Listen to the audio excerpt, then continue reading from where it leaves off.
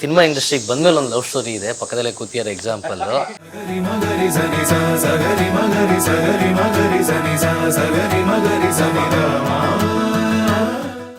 Life ಅಲ್ಲಿ ಮಾತ್ರ ಡೈರೆಕ್ಟರ್ಗಳನ್ನ ಮಾತ್ರ ಮದುವೆ ಆಗ್ಬಾರ್ದು, ಡೈರೆಕ್ಟರ್ ಪ್ರೊಫೆಷನ್ ಇರೋರ್ನ ಮದುವೆ ಆಗ್ಬಾರ್ದು. I love you.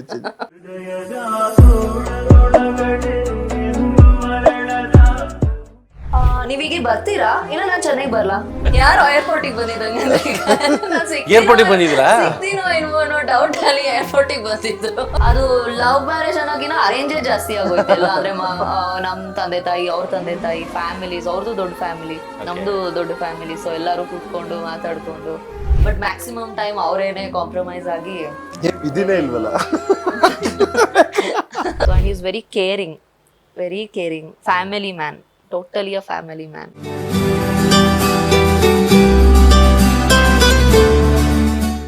ಸೊ ಹಂಗೆ ನನ್ನ ಜೀವನದಲ್ಲಿ ಅಪೇಕ್ಷೆ ಬಂದಿದ್ದು ಒಂದು ಬಿಗ್ಗೆಸ್ಟ್ ಬ್ಲೆಸ್ಸಿಂಗ್ಸ್ ಅಂತ.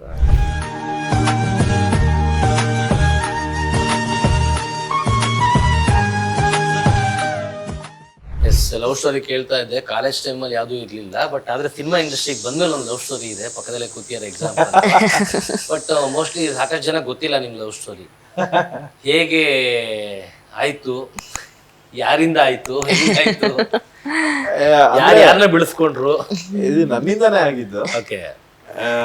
ಟಿವಿ ಶೋ ಅಲ್ಲಿ, ಇದು ಯಾವ ಶೋ ಅದು, ಮಜಾ ಟಾಕೀಸ್ ಬರುತ್ತಲ್ಲ ಶೋ, ಅಷ್ಟೇ ಶೋ ಅಲ್ಲಿ ನಮ್ಮಮ್ಮ ನೋಡ್ತಾ ಇರ್ತಾರೆ ಅದನ್ನ. ನಮ್ಮಮ್ಮ ಯಾವಾಗ್ಲೂ ನೋಡ್ತಾ ಇದ್ರು. ಅಲ್ಲಿ ಇವಳ್ದು ಕಾಫಿ ತೋಟ ಸಿನಿಮಾ ಪ್ರಮೋಟ್ ಮಾಡಕ್ ಬಂದಿದ್ಲು. ಹೌದು, ಕಾಫಿ ತೋಟ ಸಿನಿಮಾದಲ್ಲಿ ಆಕ್ಟ್ ಮಾಡಿದ್ಲಲ್ಲ ಇವಳು, ಅದ್ರ ಪ್ರಮೋಟ್ ಮಾಡಕ್ ಬಂದಿದ್ಲು.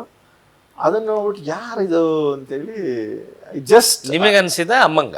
ನನಗೆ ನಿಮಗೆ ಅನ್ಸಿದ್ದು ಯಾರಿದು ಅಂತ ಹಿಂಗೆ ಸ್ವಲ್ಪ ಅಟೆನ್ಷನ್ ಹೋಯ್ತು. ನೋಡೋಣ ಯಾರು, I wanted to know. See ಅದ್ ಜೆನ್ಯೂನ್ಲಿ ಆ ಫೀಲಿಂಗ್ ಬಂದ್ಬಿಡುತ್ತೆ ಡೆಫಿನೆಟ್ಲಿ. ಸೊ ನಮ್ಮ ಅನೂಪಿಗೆ ಫೋನ್ ಮಾಡಿದೆ. ಅನೂಪ್ ಬ್ಯಾಕ್ ಗ್ರೌಂಡ್ ಸ್ಕೋರ್ ಮಾಡಿದ್ರು ಅದಕ್ಕೆ, ಅನೂಪ್ ಶೀಲಿನ್ ಇದಕ್ಕೆ ಕಾಫಿ ತೋಟಗೆ. ಸರಿ ಅನ್ಬಿಟ್ಟು ಕೇಳಿದೆ, ಸರ್ ಚೆನ್ನಾಗಿ ಮಾಡ್ತಾರೆ ಸರ್, ಬಹಳ ಒಳ್ಳೆ ಕನ್ನಡದವರು, ಈ ತರ ಉತ್ತರ ಕರ್ನಾಟಕದವ್ರು ಅಂತ, ತುಂಬಾ ಚೆನ್ನಾಗಿ ಮಾಡ್ತಾರೆ. ಅವ್ರು ಮೋಸ್ಟ್ಲಿ ಯಾವ್ದೋ ಕ್ಯಾರೆಕ್ಟರ್ ಅಲ್ಲ, ನಾನು ಅಪ್ರೋಚ್ ಮಾಡಿದ್ದು ಹಂಗೇನೆ. ಸರಿನಾ, ಒಂದು ಸಿನಿಮಾಗೆ, ಆ ಸಿನಿಮಾ ಇನ್ನೂ ಆಗಿಲ್ಲ ಸರಿನಾ, ಅದಕ್ಕೆ ಈ ತರ ಒಂದು ಮಗಳ ರೋಲ್ಗೆ ಇದ್ ಮಾಡ್ತಾ ಇದ್ದೀನಿ, ಬೇಕಾಗಿತ್ತು ಅಂತ ಹಿಂಗೆ ಫೋನ್ ಮಾಡಿದ್ದೆ. ಅವಳು ಚೆನ್ನೈಯಲ್ಲಿ ಇದ್ಲು. ಅವಳು ಅವಾಗ ಚೆನ್ನೈ ಒಂದು ಪ್ರಾಜೆಕ್ಟ್ ಮಾಡ್ತಾ ಇದ್ಲು. ಸರಿ ಆಯ್ತು ಬಂದ್ ಸಿಗ್ತೀನಿ. ಅವಳಿಗೆ ನಾನೇ ಮಾಡಿರೋದನ್ನ ಗೊತ್ತಿದ್ರೆ ಸ್ವಲ್ಪ ಅವಳು ಅಂದ್ರೆ ಅವರು ಆಕ್ಚುಲಿ ಟೀಮ್ಗೆ ಅಪ್ರೋಚ್ ಮಾಡಿ ಕೇಳಿದ್ರು ಯಾರು ಅಂತ.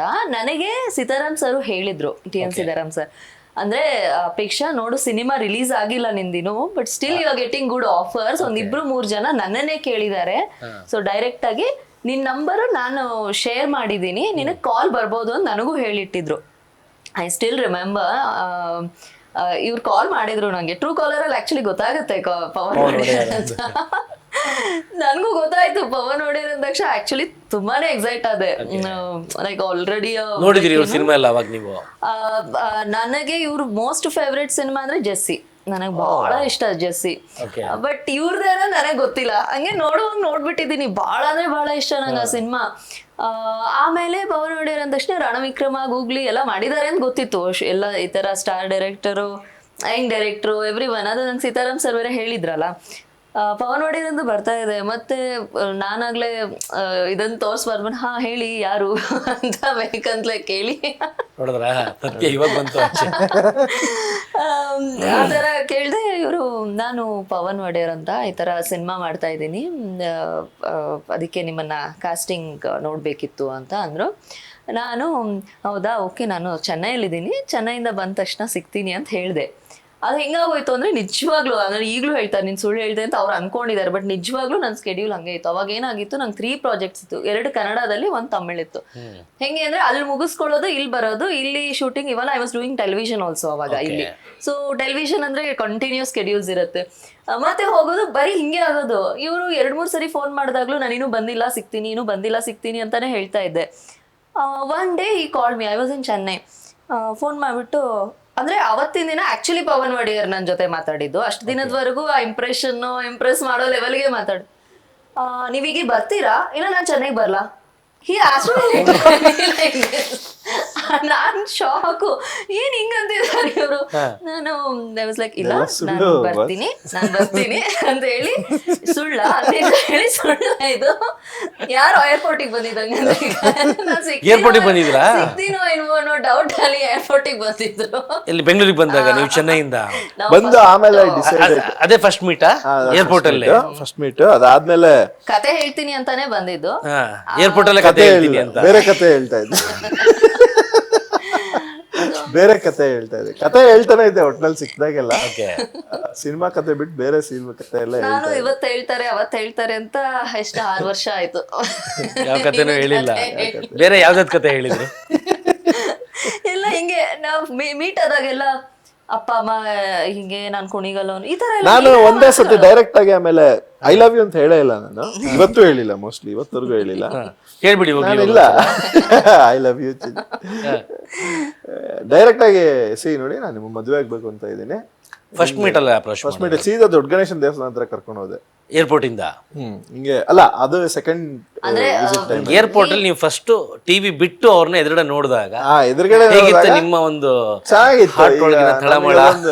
ಗೊತ್ತಲ್ಲ ಈಗ ಅದೊಂದು ಫೀಲಿಂಗ್ ಆಲ್ರೆಡಿ ಗೊತ್ತಾಗ್ಬಿಟ್ಟಿರುತ್ತೆ ನನಗೆ. ಐ ಥಿಂಕ್ ಏರ್ಪೋರ್ಟ್ ತನಕ ಕರ್ಕೊಂಡು ಹೋಗಿದೆ ಅಂದ್ರೆ you have decided. When you meet your soulmate, ಏಕೆಂದ್ರೆ ನಮ್ದಂತ ಕ್ಯಾರೆಕ್ಟರ್ ಅಲ್ಲ.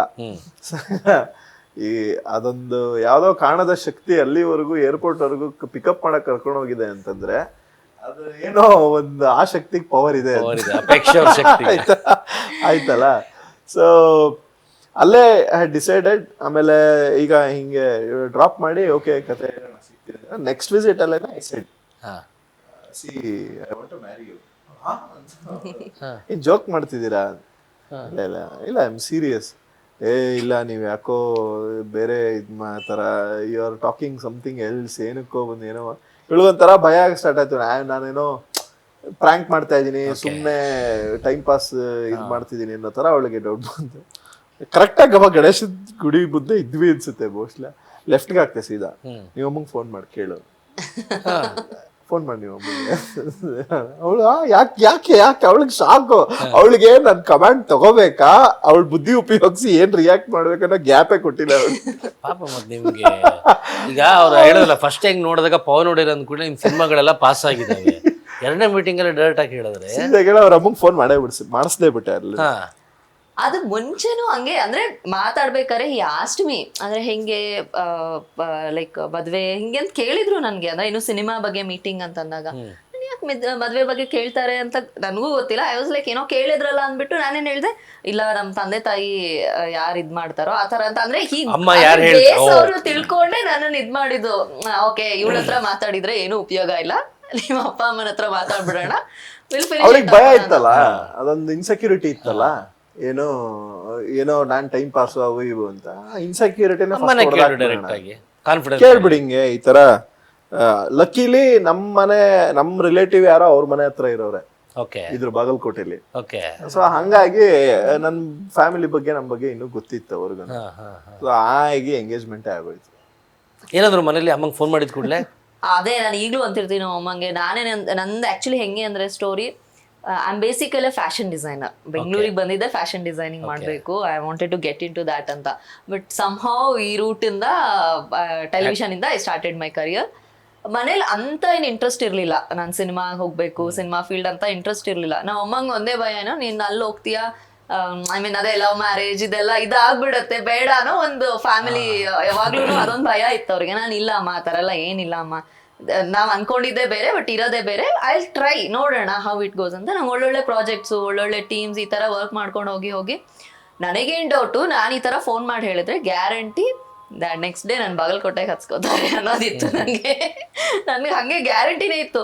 ಫೋನ್ ಮಾಡಿದಾಗ ನಾನೇನ್ ಅನ್ಕೊಂಡಿದ್ದೆ, ನಮ್ಮ ಅಮ್ಮ ಇನ್ ಬೈತಾರೆ, ಇದೆಲ್ಲ ಅಂದ್ರೆ ಬೇರೆ ತರ ಟರ್ನ್ ಔಟ್ ಆಗುತ್ತೆ ಇದು, ಸುಮ್ನೆ ಯಾಕೆ ಇಶ್ಯೂ ಮಾಡ್ಕೊಳ್ಳೋದು. ಬಟ್ ಇವರು ಫೋರ್ಸ್ ಮಾಡಿದಾರೆ, ಕೇಳ್ಬಿಡೋಣ ಅಂತ ಫೋನ್ ಮಾಡಿದೆ. My mom was so cool. She was like, ಹೌದಾ ನೋಡು. ಅಲ್ಲಿ ನೀವು ಹೇಳಿದ್ರ ಪವನ್ ಒಡೆಯರ್ ಅಂತ, ಅವರು ಈ ತರ ನಂಗೆ ಮದ್ವೆಗೆ ಕೇಳ್ತಾ ಇದಾರಮ್ಮ. ಅಮ್ಮಂಗೆ ಗೊತ್ತಿತ್ತ ಪವನ್ ಒಡೆಯರ್ ಯಾರು ಏನು? ಸಿನಿಮಾಗಳು ನೋಡಿದ್ರು. Full dye hard fan of googly. Okay. ನನ್ನ ತಂಗಿ ಮತ್ತೆ ನನ್ನ ತಂದೆ ಒಂದು ಐ ಥಿಂಕ್ 20 times ನೋಡಿದ್ದಾರೆ ಆ ಸಿನಿಮಾನ. ಅಷ್ಟು ಸರಿ. ನಾನು ಇಲ್ಲಿದ್ದೆ, ನನ್ಗೆ ಹೆಂಗಾಯ್ತು ಅಂದ್ರೆ ಆಲ್ಮೋಸ್ಟ್ ಒಂದು 7 years ನಾನು ಬೆಂಗಳೂರಲ್ಲಿ, ಅವ್ರ ಊರಲ್ಲಿ ಆ ಥರ ಆಗೋಗಿತ್ತು. ಸೊ ಹಿಂಗೆ ಅಂದ ತಕ್ಷಣ ಅಮ್ಮ ಪವನ್ ಒಡೆಯರ್ ಅನ್ನೋ ಬರೀ ಅದೊಂದು ಹೆಸರಿಂದ ಅಂತಲ್ಲ, ನಾನು ಅಂದ್ರೆ ಲೈಕ್ ಏನೋ we are in mature state ನಾವು. ನೋಡು, ನಿನ್ನಿಷ್ಟ, ಒಂದೇ ಫೀಲ್ಡಲ್ಲಿ ಇದ್ದೀರಾ, ನಿಮಗೆ ಓಕೆ ಆದರೆ ನಿಮ್ಮ ಮುಂದಿನ ಫ್ಯೂಚರ್ಗೆಲ್ಲ ನೀವು ಇಬ್ರಿಗೂ ಮಾತಾಡ್ಕೊಳ್ಳಿ, ನಿಮ್ಗೆ ಏನು ಇಷ್ಟ ಅಂತಂದರೆ ನಮ್ದೇನು ಅಭ್ಯಂತರ ಇಲ್ಲ ಅಂತ ಇವರು ಆಲ್ರೆಡಿ ಅವ್ರ ಮನೇಲಿ ಹೇಳಿ ಇಟ್ಬಿಟ್ಟಿದ್ರು. ಸೊ ದಟ್ಸ್ ಹೌ, ಅಂದರೆ ಎಲ್ಲ ಕೂಲಾಗಿ ಇದಾಗಿ. ಅದು ಲವ್ ಮ್ಯಾರೇಜ್ ಅನ್ನೋಗಿನ ಅರೇಂಜೇ ಜಾಸ್ತಿ ಆಗೋಯ್ತಲ್ಲ. ಅಂದ್ರೆ ನಮ್ ತಂದೆ ತಾಯಿ, ಅವ್ರ ತಂದೆ ತಾಯಿ, ಫ್ಯಾಮಿಲೀಸ್, ಅವ್ರದ್ದು ದೊಡ್ಡ ಫ್ಯಾಮಿಲಿ, ನಮ್ದು ದೊಡ್ಡ ಫ್ಯಾಮಿಲಿ. ಸೊ ಎಲ್ಲರೂ ಕೂತ್ಕೊಂಡು ಮಾತಾಡ್ಕೊಂಡು ಇಟ್ ವಾಸ್ ನೈಸ್.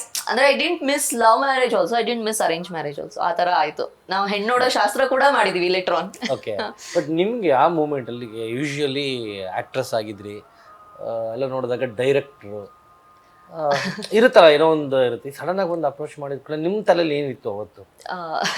ಇದು ಅವ್ರ ಹತ್ರನೇ ಹೇಳಿದೀನಿ ನಾನು. ಏನಂದ್ರೆ ನನಗೆ ಅಂದ್ರೆ ಅವಳಿಗೆ ಲೈಫಲ್ಲಿ ಡೈರೆಕ್ಟರ್ಗಳನ್ನ ಮದುವೆ ಆಗ್ಬಾರ್ದು ಅಂತಿತ್ತು.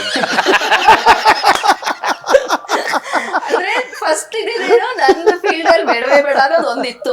ಬಟ್ ಇವ್ ನೆವರ್ ನೋ, ಮುಂದೆ ಏನಾದ್ರು ಆಗೋ ಚಾನ್ಸ್ ಇದ್ರು ಆಯ್ತು ನಮ್ದೇ ನೋಡೋಣ. ಬಟ್ ಲೈಫ್ ಅಲ್ಲಿ ಮಾತ್ರ ಡೈರೆಕ್ಟರ್ಗಳನ್ನ ಮಾತ್ರ ಮದ್ವೆ ಆಗ್ಬಾರ್ದು, ಡೈರೆಕ್ಟರ್ ಪ್ರೊಫೆಷನ್ ಇರೋರ್ನ ಮದ್ವೆ ಆಗ್ಬಾರ್ದು ಅನ್ನೋದು ಬಹಳ ಇತ್ತು ನಂಗೆ. ಬಿಕಾಸ್ ಈ ಬೇರೆ ಬೇರೆ ನಾವು ಪ್ರಾಜೆಕ್ಟ್ ಮಾಡಿದಾಗ ಒಬ್ರೊಬ್ರು ನೋಡಿದೀವಲ್ಲ, ಅವ್ರು ಯಾವಾಗ್ಲೂ ಇಮ್ಯಾಜಿನರಿ ಲೈಫ್ ಅಲ್ಲಿ ಇರ್ತಾರೆ. ಅಂದ್ರೆ ಪಾಪ ನಾನು ಅವ್ರಿಗೆ ಏನೋ ಇದಂತೀರ, but their lifestyle is like that. ಏನೋ ಹಿಂಗೋ ಇರುತ್ತೆ ಮೂಡು, ಅದು ಇಲ್ಲಿ ಇರೋದೇ ಇಲ್ಲ, ಪ್ರೆಸೆಂಟ್ ಆಗಿ ಅವ್ರ whole body will be here but mind will be somewhere else. ಈ ತರ ಇಲ್ಲ. ಡೈರೆಕ್ಟರ್ಗಳು ಮಾತ್ರ ಬೇಡ ಅಂತ ಫಿಕ್ಸ್ ಆಗ್ಬಿಟ್ಟಿದೆ ನಾನು. ಐ ಡೋಂಟ್ ನೋ, ಇದನ್ನ ಪವನ್ ಹತ್ರ ನಾನು 1000 ಸರಿ ಹೇಳಿದೀನಿ. ಇವಾಗ ಪವನ್ ಮದುವೆ ಆದ್ಮೇಲೆ ಹೇಗೆ ಅನಿಸ್ತದೆ ನಿಮ್ಗೆ? ನೀವು ಅವತ್ತು ನೋಡಿರೋ ಬೇರೆ ಬೇರೆ ಡೈರೆಕ್ಟರ್ಗಳ ತರನೇ ಇದಾರ ಪವನ್, ಅಥವಾ ಇಲ್ಲ ಅದು ಅಂದ್ರೆ ಮದ್ವೆ ಮುಂಚೆನೆ got to know how he's ಅಂತ. ಅಂದ್ರೆ ಆತರ ಎಲ್ಲ ಇಲ್ಲ ಅನ್ನೋದು ಗೊತ್ತಾಗಿದ್ದಕ್ಕೇನೆ ಮದ್ವೆ ಆಗಿದ್ದು. But still definitely as an director he has to ಏನಂತಾರೆ, ಅವ್ರು ಹಂಗೆ ಇರ್ಬೇಕು. ಕೆಲವೊಂದ್ ಕಡೆ ಆಗತ್ತೆ ಡೆಫಿನೆಟ್ಲಿ. ಕೆಲವೊಂದ್ ಟೈಮ್ ನಾನ್ ಮಾತಾಡ್ತಾನೆ ಇರ್ತೀನಿ, will listen or he not listen, ಅದ್ ನನಗೆ ಗೊತ್ತಿಲ್ಲ. ಬಟ್ ನಾನ್ ಮಾತಾಡ್ತಾ ಇರ್ತೀನಿ, ನಾನು ಕೇಳಿಸ್ಕೊಂಡೆ ಅಂತ ಅವ್ರು ಹೇಳ್ತಾರೆ, ಬಟ್ ಗೊತ್ತಿಲ್ಲ ಎಷ್ಟು ಕೇಳಿಸ್ಕೊಂಡಿರ್ತಾರೆ. ಹಂಗಿಂಗ್ ಮಾಡ್ಕೊಂಡು ಒಂದೊಂದ್ಸರಿ ಜಗಳಾಡ್ತೀವಿ. ಬಟ್ ಮ್ಯಾಕ್ಸಿಮಮ್ ಟೈಮ್ ಅವರೇನೆ ಕಾಂಪ್ರಮೈಸ್ ಆಗಿ. ಇದಿನೇ ಇಲ್ವಲ್ಲ, ಅದು ಒಂದು ಈ ಮನೆ ಅಂತಲ್ಲ, ಪ್ರಪಂಚದ ಎಲ್ಲ ಮನೆಯಲ್ಲಿರೋದು ಅದು ಹಂಗೆ. ಅನ್ಕೋತೀರಾ ಅಷ್ಟೇ, ಹಂಗ ಅನ್ಕೋತೀರಾ, ಆಪ್ಷನ್ ಇಲ್ಲ ಬೇರೆ. ಏನ್ ಗೊತ್ತಾ, ನಿಮ್ಮ ಮೇಲೆ ಕೂಗಾಡಿದ್ರು ಅವ್ರ ಮೂಡೆ ಸ್ಪಾಯ್ಲ್ ಆಗೋದು, ನೀವು ಅವ್ರ ಮೇಲೆ ಕೂಗಾಡಿದ್ರು ಅವ್ರ ಮೂಡೆ ಸ್ಪಾಯ್ಲ್ ಆಗೋದು. ಬಟ್ ಆದ್ರೂ ಒಂದ್ ವಿಷಯಕ್ಕೆ I really appreciate him, is having very very very much patience. ಮದ್ವೆ ಆದ್ಮೇಲೆ ಬಂದಿದ್ದು ಮೊದಲಿಂದ ಸ್ವಲ್ಪ ಪೇಷನ್ಸ್ ಜಾಸ್ತಿನೇ, ಬಹುಶಃ ಅದಕ್ಕೋಸ್ಕರನೇ ಡೈರೆಕ್ಟರ್ ಆಗಿರೋದು. ಬೇಕೇ ಬೇಕು. ಮೋಸ್ಟ್ ಇಂಪಾರ್ಟೆಂಟ್ ಕ್ವಾಲಿಟಿ ಸಿನಿಮಾಗಳಲ್ಲಿ romantic love stories, romantic songs ಎಲ್ಲ ಇರುತ್ತೆ. ಪರ್ಸನಲ್ ಲೈಫ್ ಯಾಕೆ ಹೇಳಿದ್ರಿ ಬಾಸ್? ಇವಾಗ ಇವಳು ಹಿಡ್ಕೊಳ್ಳೋದೇ ಅದಕ್ಕೆ ಅಲ್ಲ. ನಿಮ್ ಸಿನಿಮಾ ಅಲ್ಲಿ ಆತರ ಎಲ್ಲ ಬರೀತಿರಲ್ಲ, ಒಂದ್ಸತಿ ನೀವು ಲೈಫಲ್ಲಿ ಯಾಕೆ ಹಂಗಿರಲ್ಲ ಅಂತ. ಮತ್ತೆ ತಪ್ಪಲ್ವಾ? ಮತ್ತೆ ಅವರು ಅಂದ್ರೆ ಬರೆಯೋ ತರ definitely is not like that. ಅಂದ್ರೆ ಆಸ್ ಅನ್ ಕ್ಯಾರೆಕ್ಟರ್ ಹೇಳ್ತಾ ಇರೋದು. ತುಂಬಾ ಚೆನ್ನಾಗಿ ಲವ್ ಸ್ಟೋರೀಸ್ ಬರೀತಾರೆ. In fact I love that. ನಾನು ಹೇಳಿದ್ನ ನನಗೆ ಮೋಸ್ಟ್ ಫೇವ್ರೇಟ್ ಅಂದ್ರೇನೆ ಜೆಸ್ಸಿ. ನಾನದು ಎಷ್ಟು ಸರಿ ನೋಡಿದೀನೋ, ಜಸ್ಟ್ ಬಿಕಾಸ್ ದಟ್ ಒಂದ್ love story how that turns out. ಒಂದ್ ಹೀರೋ ಒಂದು ಗೋಸ್ಟ್ ಆಗಿ ಕೂಡ ದಟ್ ಲವ್ ಹೆಂಗಿರುತ್ತೆ. ಸೊ ಅದೆಲ್ಲ ಹಂಗ್ ಬಹಳ ಇಷ್ಟ ನಂಗೆ.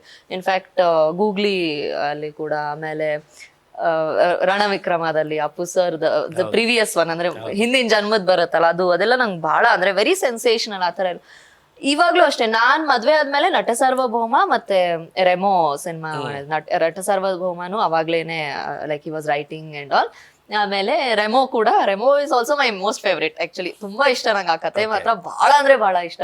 ಅದನ್ನು ಅಂದ್ರೆ ಕುತ್ಕೊಂಡೆಲ್ಲ ಬರಿಬೇಕಾದ್ರೆ ಎಷ್ಟು ಚೆನ್ನಾಗಿ ಬರೆಯೋರು, ಎಷ್ಟು ಇನ್ ಡೀಟೇಲ್ ಬರೆಯೋರು. ನಾನು ಹೇಳಿ, ಪವನ್ ನೀವ್ ಯಾಕೆ ಹಂಗಿಲ್ಲ ಪವನ್, ನಾನು ಹಂಗಿದ್ರೆ ಬರೆಯೋಕೆ ಆಗಲ್ಲ ಅಂತ ಹೇಳ. ಹಂಗಿರಬಾರ್ದು ಲೈಫ್. ಯಾಕೆ? ಅಯ್ಯೋ, ನಮ್ದು ಸ್ವಂತದ್ದು ಕ್ಯಾರೆಕ್ಟರ್ ಮಿಸ್ ಆಗೋಗ್ಬಿಡುತ್ತಲ್ಲ. ಪರ್ಸನಲ್ ಕ್ಯಾರೆಕ್ಟರ್ ಒಂದು ಇದೆಯಲ್ಲ ಬಾಯ್ಸ್, ಅದು ಮಿಸ್ ಆಗ್ಬಿಡುತ್ತೆ. ಅವ್ರೇನೋ ರಿಕ್ವೆಸ್ಟ್ ಮಾಡ್ತಾರೆ, ಕೇಳ್ತಾರೆ, ಅವ್ರದ್ದೊಂದು ಎಕ್ಸ್ಪೆಕ್ಟೇಷನ್. ಐ ರಿಯಲಿ ಲೈಕ್ ಅವ್ರಿಗೆ ಹೆಂಗೆ ಅಂತಂದ್ರೆ ಸಿನಿಮಾದಲ್ಲಿ ಅವ್ರಿಗೆ ನಿಮ್ಮ ಹಾಡುಗಳನ್ನ ಕೇಳಿಸ್ತಾ ಹಿಂಗೆ ಕಣ್ಣು ಮುಚ್ಕೊಂಡ್ರೆ ಅಲ್ಲಿ ನೀವು ಕಾಣಿಸ್ಬೇಕಲ್ಲ ಅವರಿಗೆ. ನಂಗೆ ಸ್ಟಾರ್ಟಿಂಗ್ ಅನ್ಸೋದು ಮುಂದೆ ಪ್ರಯತ್ನ ಆಮೇಲೆ I like the way he was like ಏನ್ ಗೊತ್ತಾ personally very chilled out he's. ಆಮೇಲೆ ಅಂದ್ರೆ ನೋಡಕ್ ಹಂಗ ಅನ್ಸಲ್ಲ, ನಾನು ಅದ್ ಎಷ್ಟ್ ಸರಿ ಅಂತಿರ್ತೀನಿ, ನೀವು ನೋಡಕ್ಕೆ ಒಂದರ ಅನ್ಸ್ತೀರಾ, ಬಟ್ ಇರೋದೇ ಬೇರೆ ತರ. Is very chilled out, is very calm. ಆಮೇಲೆ ಲೈಕ್ ನನಗ್ ಬಾಳ ಅಂದ್ರೆ ಹೆಂಗೆ ಹುಡುಗರು ಹುಡುಗಿರಲ್ಲಿ ಒಂದಿಷ್ಟು ವಿಷಯಗಳನ್ನ ನೋಡಿ ಇಂಪ್ರೆಸ್ ಆಗ್ತಾರೆ, same way even V girls like we like ಕೆಲವೊಂದು ಇಷ್ಟ ಆಗತ್ತೆ ಏನೇನು ಹುಡುಗರಲ್ಲಿ. ಇಷ್ಟಪಡ್ತೀರಾ ಹೆಣ್ಮಕ್ಳು? ನನಗೆ ಬಾಳ ಅಂದ್ರೆ ಅವಾಗ ಬೇರೆ ಹುಡುಗರೆಲ್ಲ ಟ್ರೈ ಮಾಡ್ತಾ ಇದ್ರೆ ಗೊತ್ತಾಗಿ ಅದೇ ವಿಷಯ ಗೊತ್ತಿಲ್ಲ ಹುಡುಗರು ಕನ್ಫ್ಯೂಸ್ ಆಗಿರೋದು. ಏನಕ್ಕೆ ಇಂಪ್ರೆಸ್ ಆಗ್ತೀರಾ, ಏನೇನು ಇಷ್ಟಪಡ್ತೀರಾ ಹೆಣ್ಮಕ್ಳು? ಹಂಗಂತಲ್ಲ, ಇಂಡಿವಿಜುವಲಿ ಡೆಫಿನೆಟ್ಲಿ ಮ್ಯಾಟರ್ ಆಗುತ್ತೆ. ಆಮೇಲೆ ಹೆಣ್ಮಕ್ಳು ಯೂಶಲಿ ಕನೆಕ್ಟ್ ಹೆಂಗ್ ಆಗೋದು ಅಂದ್ರೆ, ನಾವು ಇದ್ದಿದ್ದು ಒಂದು 10% ಅವರಲ್ಲಿ ಇದ್ದು ಅದೇ ತರ ಇದ್ರೆ, ಯಾವ ತರ ನಾವ್ ಅಂದ್ರೆ ನಾವ್ ಏನ್ ಇಂಡಿವಿಜುವಲ್ ಆಗಿ ನಮ್ ಕ್ಯಾರೆಕ್ಟರ್ ಅಲ್ಲಿ ಏನಿರುತ್ತೆ ಆ ತರಾನೇ ಒಂದು 10% ಅವ್ರು ಇದ್ರೆ ಡೆಫಿನೆಟ್ಲಿ ಅದು ಮ್ಯಾಚ್ ಆಗತ್ತೆ. ನನಗೆ ಅವರಲ್ಲಿ ಬಹಳ ಇಷ್ಟ ಅಂತಂದ್ರೆ ಹೆಲ್ಪಿಂಗ್ ನೇಚರ್. ಲೈಕ್ ಅವರು ಬಲಗೈಯಿಂದ ಮಾಡಿದ ಅವ್ರ ಎಡಗೈಗೆ ಗೊತ್ತಿರಲ್ಲ, ಆ ಲೆವೆಲ್ಗೆ ಹಿ ಇಸ್ ದೇರ್. ನಂಗದು ಬಹಳ ಬಹಳ ಬಹಳ ಅಂದ್ರೆ ಬಹಳ ಇಷ್ಟ. ಸಿನ್ಸ್ ಡೇ ಒನ್ ನಾನ್ ನೋಡ್ತಾ ಇರೋದು. ಯಾಕಂದ್ರೆ ನಾನು ಸ್ವಲ್ಪ NGOs ಅದು ಇದು ಅಂತೆಲ್ಲ ಇದ್ ಮಾಡ್ಕೊಂಡು ಇರ್ತಾ ಇದ್ದೆ, ಅಂತ ಇದ್ರಲ್ಲೇ ಇರ್ತಾ ಇದ್ದೆ. ಸೊ ಅದೊಂದ್ ಬಹಳ ಇಷ್ಟ ಆಯ್ತು. And is very caring family man, totally a family man. So family first always. ಗಂಡ್ ಮಕ್ಳು ಇರೋದ್ ಹೆಂಗೆ ಬಿಡಿ, ಇದು ಹೇಳಿದ್ರಲ್ಲ, ಅದು ಹೊಗಳ್ತಾ ಹೋದ್ರೆ ಎಷ್ಟು ಹೊಗಳ್ಬೋದು. ಹೋಗ್ಲಿ ಬಿಡಿ, ಇದೊಂದ್ ಚಾನ್ಸ್ ನೀವ್ ಆಗ್ಲೇ ನೀವ್ ಹೇಳಿದ್ರಲ್ಲ, ಆಗ್ಲೇ ಕೇಳಿದ್ರಿ ಗೊತ್ತಾ, ಏನಕ್ಕೆ ನೀವ್ ಹಂಗ ರೊಮ್ಯಾಂಟಿಕ್ ಆಗಿರಲ್ಲ ಅಂತ. 50 ಮದ್ವೆ ಆಗಿ ನಮಗೆಲ್ಲರಿಗೂ ಒಂದು 50 years ದಾಟದ್ಮೇಲೆ ವಿಧಿ ಇಲ್ದೆ ಹಂಗಿರ್ಲೇಬೇಕು ಲೈಫಲ್ಲಿ. ಅದು ಇರೋವರೆಗೂ ಒಂದ್ ಸ್ವಲ್ಪ ಸಾಧಿಸ್ಬಿಡೋಣ ಚೆನ್ನಾಗಿ ಅಂದ್ಬಿಟ್ಟು ಫೋಕಸ್ ಮಾಡ್ಕೊಂಡು ಬದುಕ್ಬಿಡೋಣ. ಫ್ರೀ ಇದ್ದಾಗ ರೊಮ್ಯಾನ್ಸ್ ಮಾಡ್ಕೊಂಡಿರೋಣ, ಇವಾಗ ಸದ್ಯಕ್ಕೆ ಸಕ್ಸಸ್ ಕಡೆ ಹೋಗೋಣ, ಕೆಲ್ಸದ ಕಡೆ ಹೋಗೋಣ. ಸೊ ಅದು ಅಷ್ಟೇ ಥಾಟ್ಸ್. 6 ವರ್ಷ ಆಯ್ತಾ? 6 years ಆಯ್ತಲ್ವ? ಅಂಡ್ ನೀವು ಇಷ್ಟಂಕ ಅವ್ರು ಹೇಳಿದ್ರಿ, ಇವಾಗ ನೀವು ಅವ್ರನ್ನ ಡಿಸ್ಕ್ರೈಬ್ ಮಾಡಿದ್ರೆ?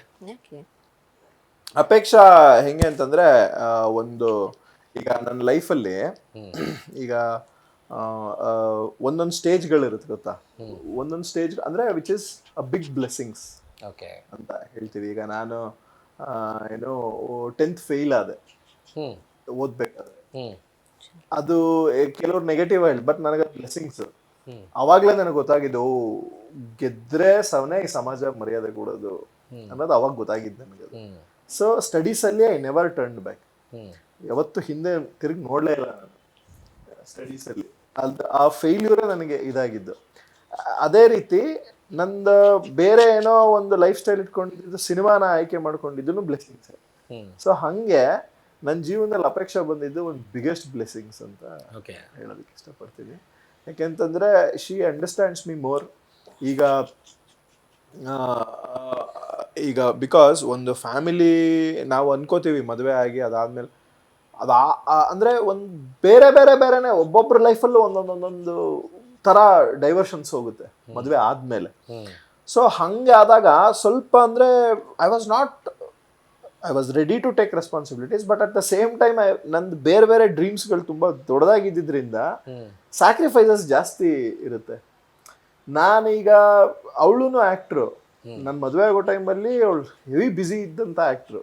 ಎಷ್ಟು ಟೆಲಿವಿಷನಲ್ಲಿ ಬ್ಯುಸಿ, ಫಿಲಮ್ಗಳಲ್ಲಿ ಬ್ಯುಸಿ ಇದ್ಲವಳು. ಬಟ್ ಮದುವೆ ಆದ ನಂತರ she sacrificed it for a time being. ಅದು ನಿಜವಾಗ್ಲೂ ಗಂಡಸ್ರಿಗೆ ಬರಲ್ಲ ಆ ಬುದ್ಧಿ. ಅದು ಯಾರು ತನ್ನವರು ತನ್ನ ಕುಟುಂಬ ಮಾಡಬೇಕು ಅಂತ ಅದು ಹೆಣ್ಣಿಗೆ ಬರೋದು ಅಸಹ್ಯ. ಆ ಒಂದು ತ್ಯಾಗದ ಒಂದು ಮನೋಭಾವ ಬರೋದು ಹೆಣ್ಣಿಗೆ ಮಾತ್ರ. ಸೊ ಹಂಗಾಗಿ ಐ ಆಮ್ ರಿಯಲಿ ಇವತ್ತು ನಾನೇನೋ ಈಗ ನೀವು ಕೇಳಿದ್ರೆ ಕುಣಿಗಲಿಂದ ಹುಟ್ಟಿ ಬಾಲಿವುಡ್ಗೆ ಹೋಗಿದ್ದೀರಾ ಒಂದು, ಸೊ ಅದಕ್ಕೆಲ್ಲ ಪೂರಕವಾಗಿ ಅವಳು ಲಾಂಗ್ ಜರ್ನಿ, ಒಂದು ಅಚೀವ್ಮೆಂಟ್ 100%. ಅದಕ್ಕೆ ಅವಳದು ಕೋಆಪರೇಷನ್ ಇಸ್ ಹ್ಯೂಜ್. ಯಾಕೆಂದರೆ ಮನೇಲಿ ಮಕ್ಕಳು, ಮನೇಲಿ ನಮ್ಮ ಪ್ರೊಡಕ್ಷನ್ ಹೌಸ್ ನೋಡಿಕೊಂಡು ಮನೆ ಇದು ಎಲ್ಲ ಹ್ಯಾಂಡ್ಲ್ ಮಾಡಿಕೊಂಡು ಅವಳದೊಂದು ಪರ್ಸ್ನಲ್ ಐಡೆಂಟಿಟಿನ ಶಿ ಇಸ್ ಟೋಟಲಿ ಅದೊಂದು ಸ್ವಲ್ಪ ಸೈಡಿಗಿಟ್ಟು ಮಾಡೋದಿದೆಯಲ್ಲ, ಅದು it's a very big thing. And ಅದು ಅಷ್ಟು ಸುಲಭ ಅಲ್ಲ, ಹೇಳಿದಷ್ಟು ಸುಲಭ ಅಲ್ಲ ಮಾಡೋದು.